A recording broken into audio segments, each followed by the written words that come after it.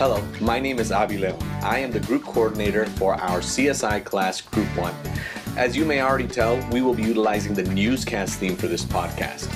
Our group was tasked with the overlying theme of the next big thing. What do we believe will be the next great idea? Solar energy, perhaps? Technological advances to public infrastructures? Maybe the oft-rumored Apple iTV will finally make its appearance. Devices that are controlled by your thoughts. Google Glass, anyone?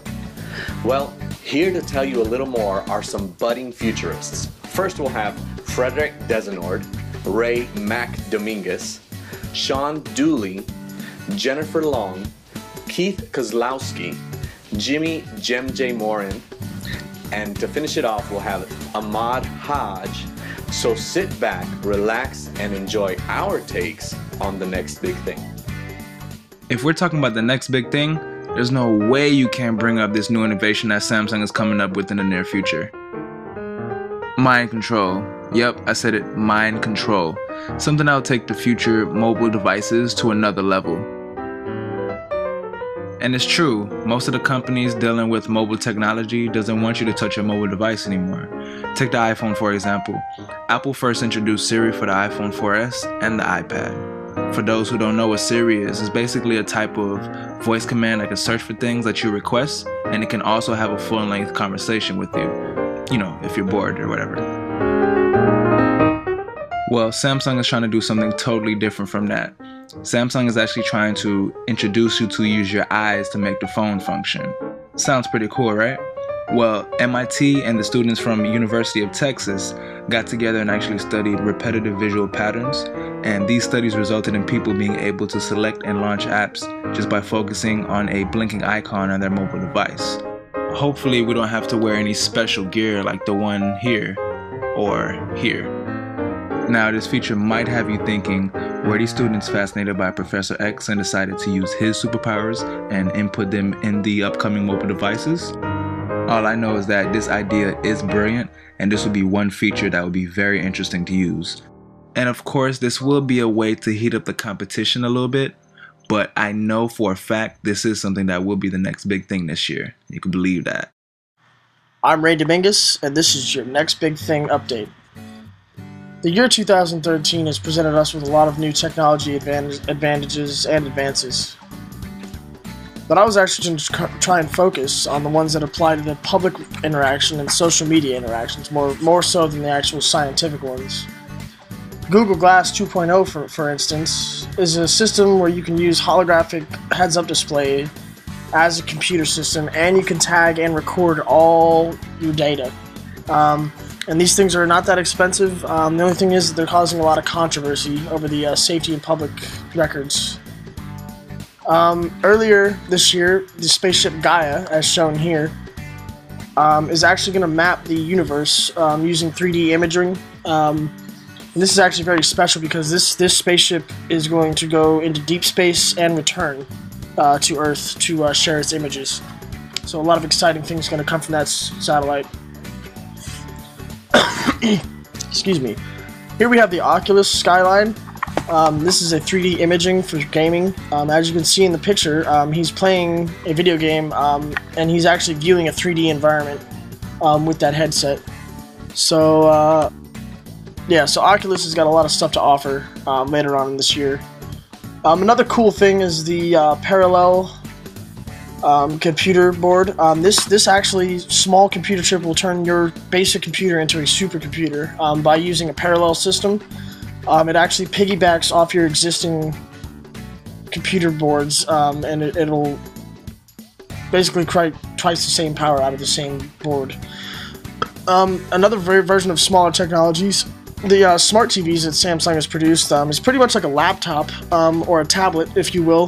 They're all touchscreen and they have internet connections, and it's a very good idea that should be utilized in most countries, if not all.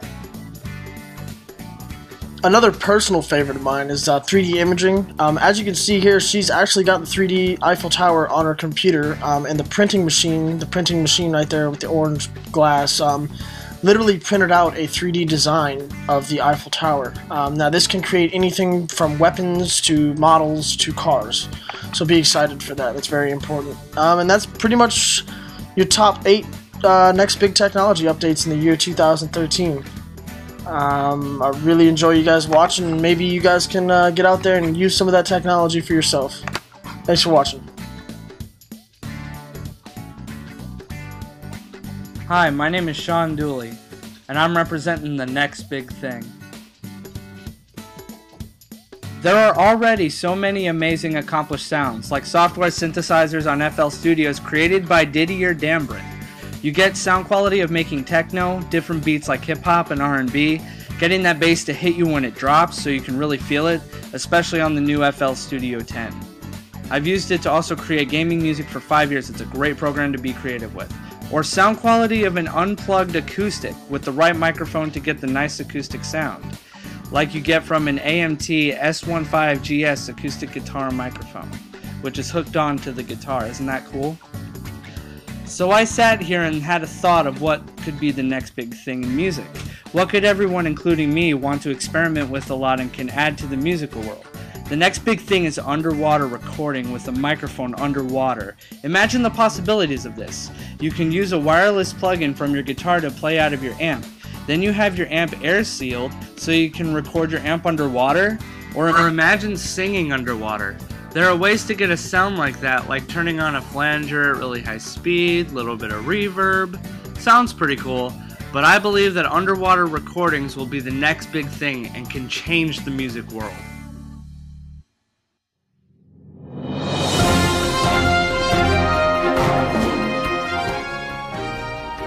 The next big thing for the film industry is the steady transition to digital cinema. Although some hardcore lovers of film, like Christopher Nolan, are fighting tooth and nail and holding private meetings to pull together support groups, Hollywood is abandoning 35mm film. There are arguments that the emotion and feel of film cannot be achieved digitally, but the technology is constantly improving, and it all boils down to money. Every aspect of film production and distribution is cheaper with digital by leaps and bounds. Not only does it cost more to keep a film camera running, but the costly difference of distributing a movie on film versus a movie in digital adds up to a difference of about $6 million compared to $600,000. The transition affects more than just what camera a film is shot on, however. Jobs such as film handlers, distributors, and projectionists will be lost. Movie theaters are also being hit hard by the transition to DCP. Many theaters have or will simply go out of business due to the $70,000 to $150,000 cost of these projectors for every screen. Since the studios are saving so much in distribution costs, the theaters that remain have agreed to receive a digital print fee for every new release shown digitally for the next 10 years to help ease the transition cost. Unfortunately, the shorter lifespan of these projectors, as well as the frequent and costly bulb replacements, add additional hardships. Regardless of how many theaters are left standing, the switch is inevitable. As Keanu Reeves states in his documentary, Side by Side, new camera purchases are all digital. Film cameras can last for decades, and they will still be available and in use. However, all major manufacturers have ceased development of new film cameras. They no longer make them.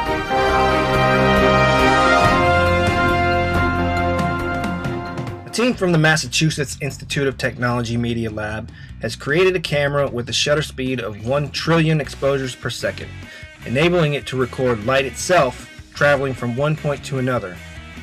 Using a heavily modified streak tube, which is normally used to intensify photons into electron streams, the team could snap a single image of a laser as it passed through a soda bottle. Using a new technique called femtophotography, consisting of femtosecond laser illumination, picosecond accurate detectors, and mathematical reconstruction techniques, has captured the movement of pulses of light. MIT's Camera Culture Group put together a virtual slow-motion camera that is an array of 500 sensors, each triggered at a trillionth of a second delay.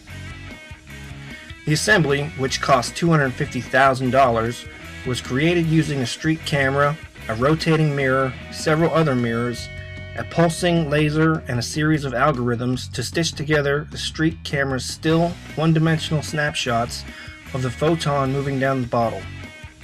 A street camera has an aperture that's just a narrow slit, as opposed to the wide circular aperture found in most consumer and professional cameras. Street cameras have been around since the 1970s, when they were created to record the movement of particles, but they are based on the high-speed rotating drum cameras of the 1930s, which recorded transient phenomena by imprinting streaks of reflected light onto film, as street camera company Hamamatsu explained. Still, the use of computer technology and lasers that weren't around in the 1930s has led MIT to the eye-popping breakthrough of today. Such a camera may be useful in medical imaging, industrial or scientific use, and the future even for consumer photography, said Media Lab Associate Professor Ramesh Rashkar. As you can see, the next big thing is here.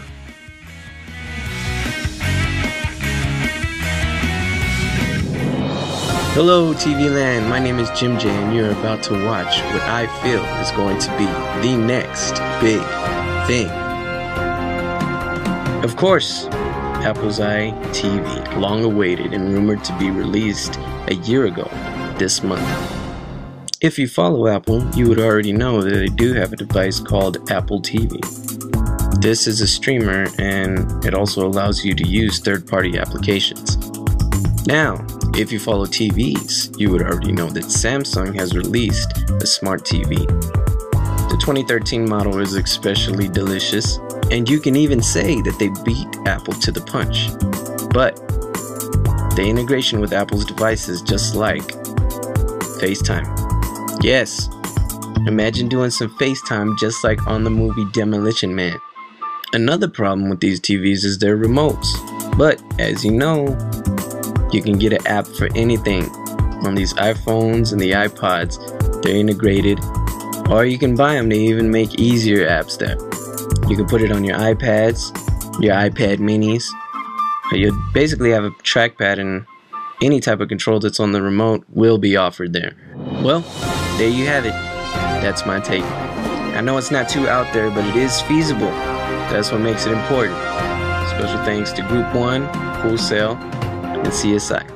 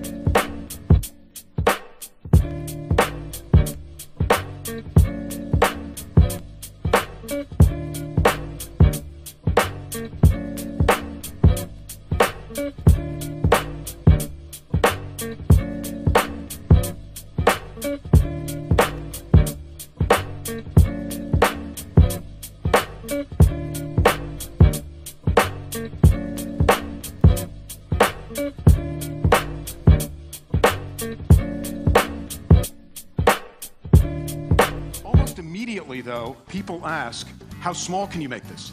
Can you make this small enough? Because remember, Dr. Soyachic's original idea was his wife's cell phone beeping. So I wanted to show you something. We're an equal opportunity designer of this sort of thing. This is a Google G1. You know, it's the latest thing that's come out, runs the Android operating system. I think I heard somebody talk about that before. It's on, it has a battery.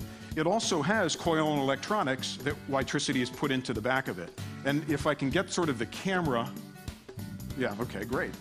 You'll see as I get sort of close, you're looking at a cell phone powered completely wirelessly.